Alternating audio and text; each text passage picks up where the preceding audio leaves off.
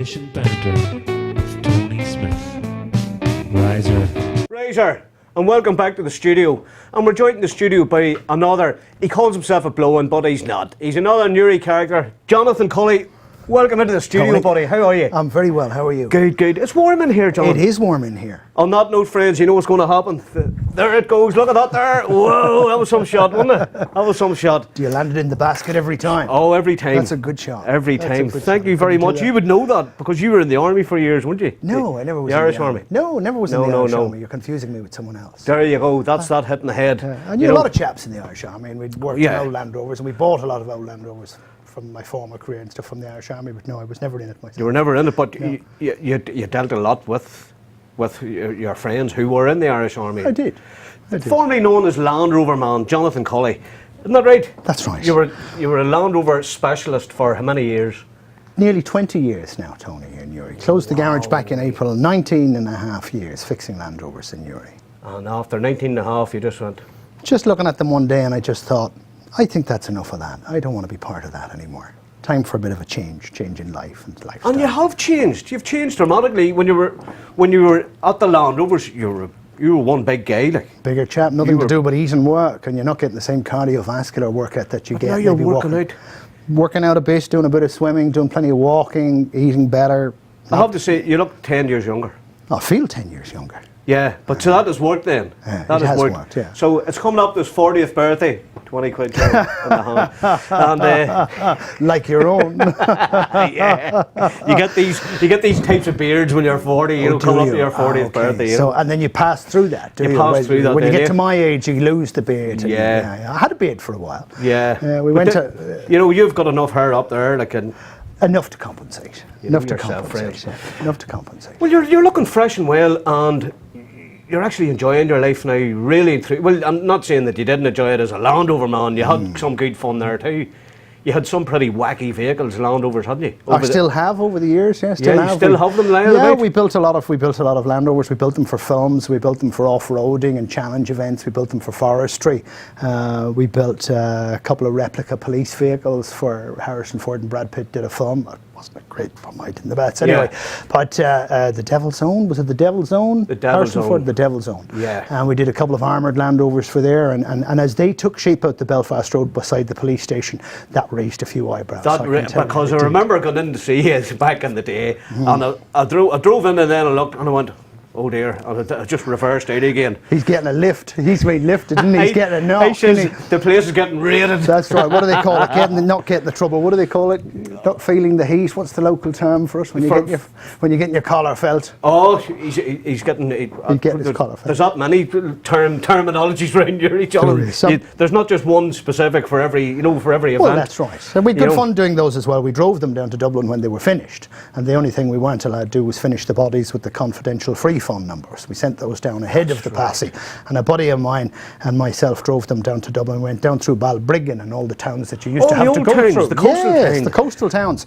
And it was a misty old night, and we flew down, and we went down to a buddy of mine in Amiens Street near the station. And we pulled in, and the chap I was with, he needed a pack of cigarettes or something like that. So we screeched to a halt outside this shop in the two Land Rovers, and it looked like some sort of a raid. And we walked in, we were wearing army ponchos because it was pouring rain and berries and the whole lot, just to look the part. And this young fella jumped up behind the counter. Holy feck, he says, and he was away out the back door, and he left the shop empty. We could have helped ourselves. He thought he was getting lifted.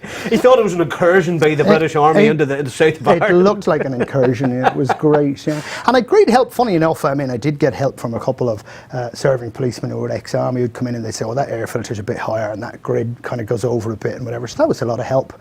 Because these things sort of grew shape as the script to shape, and they wanted to open certain things certain ways and whatever. But they were pretty much older vehicles, ex-army vehicles that were faked up to look like the Snatch vehicles from the 1980s. But they were good fun. You've done a good job on them, I have to say, because I mean they looked very authentic even to me, you know. Yeah, they look okay in the film. Born and raised here and seen them coming in left, right and centre. Them Land Rovers. We didn't get too much attention until they rolled out of the paint shop one day. and they rolled out of the paint shop. I'm trying to think, it was the Morris Devine, I think, did them for us. Morris, great fella. Yeah. And Morris put the paint on them, and we rolled them into the yard, and that's when we started to get our collar felt. A lot of people wanted to know what we were at, and we got a phone call as well one evening from the super wondering, what are you boys at down there, you know?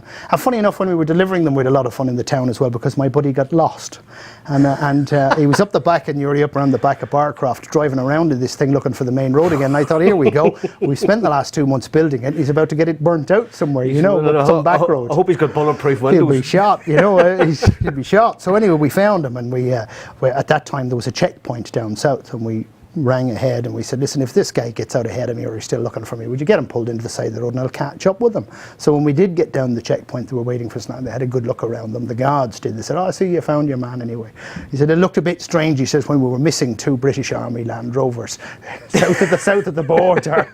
It raised a few eyebrows. That was good fun. They were the Land Rover days, yeah. We just, a lot of farm vehicles, a lot of private vehicles, and at that time everyone, a lot of people who were interested in Land Rovers had a spare one. It wasn't the main car. Yeah. I mean, nowadays you've got the main car as a Land Rover, and it's a lifestyle vehicle, and it's doing the school run, and it's towing the caravan, and it's going to France and Holland. Status vehicle too. Well, the new ones are. The big stuff's a bit of status stuff as well, yeah, and they're not particularly cheap, so people don't like them off the road for too long, and surprisingly the modern stuff can be off the road for quite a bit. Yeah. There's a lot of complexity, a lot of technical stuff there, and they can be fixed, but they're expensive to do so, very time hungry. So I kind of stepped back from that, and I said, do I really want to reinvest in this and go ahead with this for another 10 or 15 years? And I didn't have the feeling I was going to, that my own kids would want to follow through that. I hadn't built up that kind of a large organisation, so it was easy enough to get it closed and try and walk away from it then. Yeah, walk away to a certain degree. I went back to college, started to look after myself a bit better. I took a bit more time out on the boat, and a bit more time with the family, and a lot more time with the children. So that's been worthwhile. Let's talk about the boat. Talk about the boat. Well, boating, I've always enjoyed boating. I grew up near the Blessington Lakes, and if there was a plank of wood and something else to steer it with, if it floated, we were on it. And many a time we got called in and rescued and stuff like that. We made a lot of our own boats, and I learned to sail dinghies down there. And I didn't boat for about 10 years. The first 10 years I was in Newry building the business. I didn't do that much boating. And then I bought a dinghy, and I would take that out and come in with the lifeboat now and again, and as you do. And then I bought a small keelboat, and then I bought the wooden boat that I have now. And what's it called again? The boat's called Joradita. And it's from Malaysia and West Australia. And it spent a lot of time in Mallorca, a yacht club in a place called Porto Andratx. And I was on Jonathan's boat, and it's a lovely boat, I have to say. And I've seen recent video footage you put up. You were down at Waterford. You sailed down to Waterford recently. I did. I went down the East Coast. I just threw the head and I said, I'm sitting here in the canal, and I was away boating this summer for other people, and I was crewing and moving other people's boats, and I hadn't been out on my own. So I said, well, the weather's kind of halfway right for that. There's a bit of decent wind, and I put it out to Carlingford village, and then I headed off the next morning, and away I went. And day and a half took me down to Waterford. That was quite nice, just on my own, just away I went. And just away from everybody. Yeah, it was good. It was a bit You can blowy. stick your own company then. It's good. Well, everybody, I can do it, you know. And sometimes you need that bit of quietness and peace and quiet, don't you? You do. You need a bit of time to find yourself sometimes. And when you're out there, you throw away your watch and you take out your calendar. You're not really by the hour. An hour doesn't really get you very far. Might get you 5, might get you 10, 12 miles, what have you. It depends on the wind and the direction. So you're going out for a long period of time. I mean, and the further off land I am, the happier I am. As the land recedes, you have a peace and a stillness out there that you're working with the boat, and you have a job to do, and you spread that over the time. And I have to say, the video footage, that boat's fairly moving. Oh, that was a good sail that day. We had a good sail, yeah. It was a good sail. It was a good rate of speed, wasn't it? We had about 7 knots on it at that stage, you know, which is okay for a big old heavy sailboat like that. I mean, it's not a very modern boat. That's a big wooden boat. That's about 20 tons. About 20 tons of 20 wood. 20 tons of wood, yeah. Wow, I'll tell you what, it's quite impressive. It really is impressive, because it was leaned right over. Oh no, that's not right over. Was that not right over? No, when the water's coming down the side of the cabin, that's right over. My God. And then you're pushing it a bit hard, you know. But it is designed for reasonably upright sailing work and a bit of comfort and whatever. And it was used as a plaything by, I think he was a Croatian photographer, and he chose his parents very wisely, and he could afford to have the boat built for him in Wow. Malaysia and then West Australia by a shipwright there. And then it was sailed to Port Arandurats, and it was used as his floating cocktails palace for about 15 years, and as a base for photography and what have you. And we're missing that bit of history, which is a pity, because there are a couple of photographs. There's one of Jack Nicholson, the actor Jack Nicholson, on the back of it, and there's another one of Claudia Schiffer. I think I'd like to have those photos on the bulkhead of the boat. I think you should get them photographs. I'm having a really good look. And we can't find the photos, and we can't find the origination of the name. We think it might be Australian, but the name doesn't turn up. That's unbelievable. But it's a pretty well put together boat, because it's very sturdy. As I say, I was on it myself, and you took me for a rip round the basin. Up around the basin, yeah, good spot. And Good spot. It's lovely down there, isn't it? Yeah, it is nice. It's a 1965 design, an American boatyard that pretty much after the Second World War, all the designers diverged and went off into their own work, and they were making a lot of fishing boats, and they became a design house after a while. And so although they didn't build that boat, the designs came from there. So it's an East Coast of America design, and it's really built tough. It's built tough. I mean, the modern stuff's not going to take that kind of punishment. No. But then it's a lot of work. There's a lot of upkeep. Yeah. I mean, it's hard even to get wood as good as that nowadays. No, you won't get it now. Yeah, you can't get it. Sure, you can't. No, it's a thing called chegbai, and the tree itself, because a lot of the planks are almost full length. I mean, over half of the planks are full hull length. So you're talking about a tree that may be 250, 280 feet high, up to 300 years old. So you're not going to get that now. Wow, them days are over, aren't they? It doesn't even float, the timber. I got a little bit of it once, and I put it in the water and it sank. What? It doesn't even float. It's really, really heavy. It's not as heavy as Greenheart, but it's the next stage up from that. My God. Pretty heavy stuff. Yeah. See, and there, you learn something new every day. There you go. I thought the wood, I didn't think it would have sank. Oh, it does, yeah. Wow. A lot of the boats you'll see, a lot of the timber boats you'll see, this part of the world are faster growing timbers. They might be oak on oak or larch on oak or what have you, but they have a limited lifetime. The water will get into them and rot them eventually. But I have to say, touch wood, my hull's just like the day it was built. I mean, you can crawl right around the bilges, and it's like, apart from a bit of peeling paint, it's like brand new in there. And then what engines on the boat? What engine have you got? A tractor engine in it. A tractor engine? Oh, a tractor engine. We were used to big old Perkins, and we found a few of those in Land Rovers over the years, and so we're used enough to fixing that. You know, Yeah. big old noisy old things, not very fast, but it's cheap to run and it's reliable. What you want is reliable. And it's reliable and it's easy to maintain. Easy to maintain. It's pretty simple then, isn't it? Yeah, very simple stuff, and the rig is very simple, and there's nothing really. I mean, it's a lot of work when you're on your own. There's a lot of hauling and pulling, and you just got to take your time and crank it up slowly. And once you're out there away from the land, you can take as long as you like to set the boat up. I mean, if you're going 300-400 miles, for God's sake, it doesn't matter if it takes an hour to get all the sails up and have it driving on well, and then you can just sit back and enjoy it. Yeah, you're not pushing yourself. So No. I like to see it sailing well, though. I like, if I'm out there, I like to keep the push on. I think if you're going out to sail and not use oil fuels to scoot along, or batteries, something like that, you're using the power of the wind. It's free motive force. You might as well be efficient about it and get all the sails hung and get the boat driving and get there nice and fast. Indeed. And do you ever go to the likes of the Isle of Man? Isle of Man a lot, yeah. Isle of Man was the second home. We didn't get over this year. A couple of years ago we got down to France. We went to 4 wooden boat shows. We went down to France and around the south coast of England and piled the whole family on and lived on the boat for 6 weeks.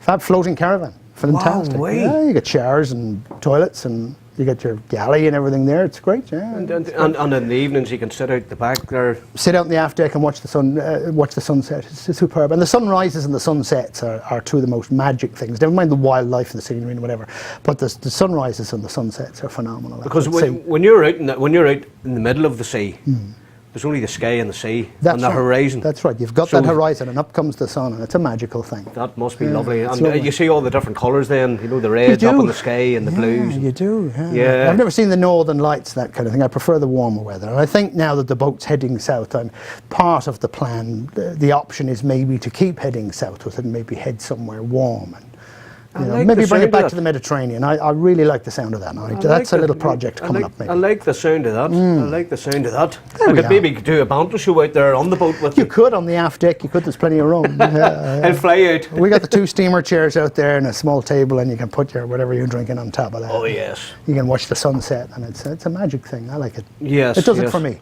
Well, I'm a very holy drinker nowadays. It's red wine and water. Water and wine, friends. You know who give us that? You don't get better than that. You don't get better than that. And the odd bit of bread, just to keep it going. You know yourself. I always liked when I took more of a drink. I don't at the moment, but I like quality drink, and I like a nice single malt. And I liked port. I always had a bit of port. port. Yeah, my late father bought port in Portugal when he was on holidays once, and he brought it back to County Wicklow and bottled it in the cellar. That was a riser of a party, I'll tell you. I would say that's a quality party, all right. Eventually, I think the ladies of the house had to come down and put a complete ban on that activity as a weekend thing. And it had to happen during the day, and you weren't allowed to sip while you were bottling, because there were a couple of fairly hairy parties. I was only 8 at the time, and I remember my father and his friends, my late father's friends. That was a riser of a party, that's for sure. There were a lot of sore heads then, yeah. My God, port. Whew. Although it's the proper drink to have on board. On a boat, yes, it would be. It settles the stomach and all, doesn't it? Yeah, I'll have to pull into the Douro on my way past, on the way to the Mediterranean, and just bring them a couple of bottles back, maybe bring a couple of bottles ashore and leave them back where they came from, on the banks of the Douro in Portugal. Wow, wow, and it must be absolutely beautiful when you go the likes of Portugal round there. And because the water's a lot clearer, isn't it? Yeah, we were sailing in Greece this summer, and it's beautiful. I mean, you just put out about 40-50 metres of anchor chain, and the boat's hardly stopped and dug in, and you're over the side. And you're swimming crystal blue waters, and there's fish all around you, and you can see the bottom of the boat, and it's just lovely. Yeah. That's when you know you're living. Yeah, I miss that here. I miss the clear water and warm water. So I'm a bit of I'm a bit of a wuss. I don't like the cold water. I don't like the cold either. No.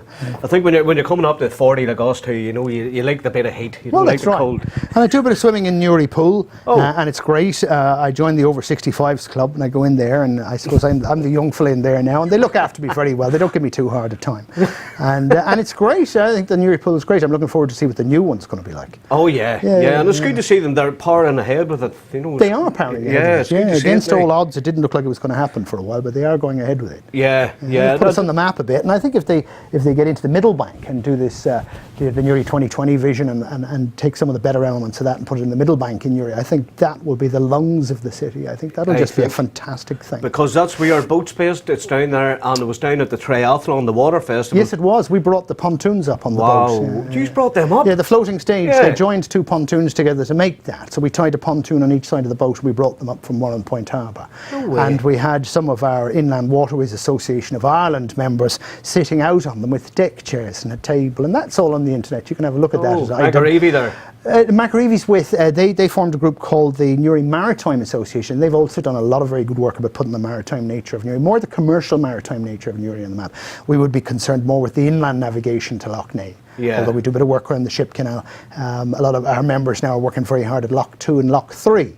And Rowan Hand, that'd be something Rowan Hand would be very fond of. Rowan Hand is one Riser Rowan, one of our forming members, and in memory of his friend John Donnelly, they put the group together after all these years, and they've done huge work. Our volunteers have done huge work. I haven't done as much of the manual physical stuff as I should have the last year, and I do finance for them and a few bits and pieces. But they're great. I do membership on that. Yeah, and John Donnelly's sons, I know the 3 sons. Yes, too. they're all good fellas, aren't Nicky, they? I know Nicky well enough. Nicky shouts Razor every time he sees them. He's a riser, Nicky. Nicky's they're all great characters. And Big Bill was running in the triathlon as well. I don't know Bill as well. Is he running? And Paul the painter. Yeah, Paul. Another good fella by there. They're the great fellas, aren't they? Great fellas. And the Waterways group do great work. So to see, not just having the boat beside the middle bank, but I think that whole area, it's kind of shame to see it full of shops again, I think, big retail stuff. I think we have enough of that. Yeah. I think there's lots of space left untapped in Newry. I mean, you've got the new development in Carnbane. There's a lot of space left out the Tandragee Road. I mean, there's space everywhere in Newry for that kind of thing. And I think to have the lungs of Newry there and a cycle track and all that kind of thing, I think it'd be fantastic. It's a very sporting city. It's a very outdoor part of the world. I mean, there's not that much to do inside, but outside in Northern Ireland, it's one of the best places ever for outdoor sports. If you don't mind getting really mucky and wet, and it's one of the best places in the world to do it. And it was great to see the triathlon going, and the jet skis on the basin as well. And the buzz about it, I thought that should be used like that every single day. It's a great buzz. It's a great buzz. Like that every day. The launch event last year was absolutely terrific. It was a real success, and it really put Newry on the map. And yet again, and there have been a lot of great developments now over the last few years, and then recently the opening of the boardwalk from the up along the canal there. That's an extraordinary bit of public. It's really nice. It is nice. And they ran the triathlon up there as well, and it's absolutely fantastic. And finally, we're beginning to look like a European city, which is nice. We're all brightened up. All the shops are painted. That's up on Hill Street. The main streets. Hill Street was the main street. Monaghan Street and Main Street in Newry. That's right. It's just a pity that there's too many big stores. You're right. I think there should be small units, small little all around that basin area, and ships, chandlery, equipment, and all this here. Just to give it a bit more of a buzz would be nice. But I more think of a these homely things feel too. Smaller units. For all crafts, even get art and crafts and well, everything. The big stores have their place because they bring in the out-of-town visitors. Yeah. And they've got their mass employers and whatever. But I think, as you see, a bit more artisan work and smaller shops. And I like to see that as well. Yeah. And it's great to see that water festival, Newry Water Festival, taking off so well too. Yeah. I think this is only the second or third year of it. That's right. We do the bathtub race as well. It's part of the Is it coming up? Yeah. That's coming up as well. Where is it kicking off? It happens up the canal, as far as I know, but this year it might be on the basin. I haven't been integrally involved in that at the moment, but I think it's happening. One of our members, Paul McKeown, and he's behind that, and if they email him in IWAI, they can find out all about that. That's Paul in Drumlin. I know Paul from Drumlin, yeah. I know the whole McKeown family. That's right, from Drumlin. Tommy still lives down there. That's right. They're a good old Newry family, Yeah, good Newry family. And it's great to see because Paul's father would have been a sailor for years. Yes, the whole family. Yes, he was. Tommy was. He Tommy comes out on a lot of the events and that kind of thing, and he'll tell you all about it. It's terrific, isn't it? All the time of fishers and all the shipping guys, and he knows all about it. They have some stories, haven't they? Yes, they have. Yeah, they have. Yeah, it's a great bit of history. Even my own uncle, my Uncle Tom, and sadly he passed away in England over in Watford. And he was away in sets all his life on the boats, Commercial seaman. He was a tough old guy, back in the day. They all were, I think. I think you had to be You had to be, yeah. You had to be, yeah. There was no way. I think you managed to mind your P's and Q's, You do, yeah, you do. I was sailing down the East Coast. I went to move a boat with a chap, Paddy McGrath from Newry here. And Paddy was with commercial shipping when he was, I think it was 18 or 19. He would have been on the route, North Atlantic route over to Canada and what have you. Really rough conditions, and he'd tell you all the stories about it. And he remembers one time they were coming across in horrendous conditions. And he was a bit apprehensive, but he didn't really realise how grave it was till he looked around him and he saw chaps who'd been sailing all their lives and they were on their knees with the good book and they were praying. Now that's bad. That's bad. That is bad. These guys had seen bad weather, and he said, "What are they doing kneeling down there praying? It's only a few 40, 50-foot waves and that." Rather them than me. Me too. Yeah, me Honest too. God. No, I think you get to a certain stage, you could do without that. You want your comfort in life. Yeah, well, when you're younger, you don't realise. Maybe you've less to lose. You're not so worried. Yeah, youth's a great. Well, you're thing. that bit more wilder. You're up for a bit of bashing about and all that. Yeah. It was like us, young fellas driving years ago when there was no police here or whatever, I mean, you see all this drifting carry on. Yes. We would have been masters of that. Masters on the streets. On the streets. Yeah. Masters. And you had to. You're coming down. You want to get somewhere. There's a checkpoint or something like that. You gotta spin it, move it. You're going to be late for something. And the all whole the place was cars, closed down. all the old cars back in the day, Did a good handbrake. They were all most of them were rear-wheel drive. That's right. And nowadays they have to go and seek out a rear-wheel drive car. Yeah, we had them all the way back in the day. They were all there and little skinny tyres, and you could sit there and do all that carry on with them, and they were absolutely fantastic. It was a great crack. Oh, it was good crack. I mean, I did all my driving days down in Dublin when I was young, and same thing. Some of the crack we used to get up to. I mean, you would just be. I remember once down in South Dublin somewhere we were throwing a few handbrake turns in one of the car parks, and the guards come up alongside us and just told us to keep it down. You'd be inside for the weekend now if you were carrying on like that. And we were doing it in a big Land Rover of some sort, for God's sake, with 2 tons of this thing going around, and everyone squealing inside it and having a bit of crack. And then it was great. Yeah, I wonder we weren't all killed, I don't know, but anyway. We did well just to survive, Well, that's it. We did survive, didn't we? We did survive. We survived it and we're still here. We did. We're as tough as your old boat. You know what I mean? They don't make us. No, I hope we're tough. Yeah, I think life's a lot more complicated now. There's a lot of things can pick away as you get to a certain stage, and it gives you more of an angle. You can look at stuff and you can say, oh, gosh, yeah, maybe I was wrong to be so brash about that in the past. And you go through changes in life. And you do indeed, don't you? Become more aware. You eventually you chill out, but at the same time you take less crap. You know what I mean? Yes, you do. You know yourself, and you have to stand up. And I think there's an awful lot of, as you say, crap out there, and big business and banks and finance. And I think the establishment has treated people very badly. I mean, we're hardly 100 years off the 1916 Rising, and another 5 will take you into civil war. When an Irishman's only as happy as when he's shooting one of his own, for God's sake. You've heard that live in the Banter show, friends. You've heard that live. I didn't say that. He said it. There's going to be guns out in the street, but they're telling you now they'll be trouble. And maybe it's time, I'm not saying go out and shoot them, but, I mean, it's time we stood up a bit and just said, that's not on. When everyone's sitting back saying, that'll be grand, society will once houses come up in value and blah, blah, it'll all settle down. But I don't know, I'll find it hard to forget. Yeah. And I think some of the treatment that's been meted out and people that are losing their houses and all that kind of thing, and the lack of communication and concern of the industries, I think they've kind of forgotten who's paying their wages, at the end of the day. They've had a real amnesic episode here when it comes to getting their paycheck on a Friday. And they're surrounded by the cloak of size, and they just stand back from it. I think that's a mistake. There's all these financial regulators and all the rest, but what are they doing? It's a lot of self-regulation that, hey, self-regulation doesn't go far. I'd say they're Norway, Finland, Sweden, or Denmark. It's one of them countries. Somebody put it up last night on the internet that in the month of November, they cut the tax rate to allow people to get money for Christmas. Oh, very good. Yeah. Now, come on now, what is wrong? Why can't we, develop something like this for our own people? Maybe perhaps. I never looked at it. I mean, yes, maybe perhaps good social. I think a little bit of social, a bit of awareness and compassion in social policy could go a long way. Yeah, maybe it'll be abused. I don't know. The world's got too commercialised, isn't it? It's a throwaway. Everything's throwaway nowadays. It's the world we live in. Not my generation. I'm still sticking stuff together. I mean, except nowadays I have to stick together all these tablets and mobile phones and change screens and all that kind of fiddly work. And my eyes are too bad. I can't see the damn thing. Is that what you're at nowadays? I'd be on all that at home. I'm too mean to throw anything out. Our generation stuck everything together and made something else out of it. If we couldn't fix it, we'd make something else out of it. Yeah, and that makes sense. If that TV broke down 40 years ago, we'd be using it when the snow fell as a sled. It would never get thrown. It'd be a bit strung through it. We'd use it for something. For something. Oh, it'd be used as a window in your pig house or something. Good. You would never throw anything out. There you go. That's the way we were brought up, isn't it? It is, yeah. Fix everything had to be fixed. Yeah, but there was no economy then. I mean, the economy's much more vibrant now because if people didn't throw away, there'd be no new stuff. People would make it and blah, blah, blah. The whole thing goes on.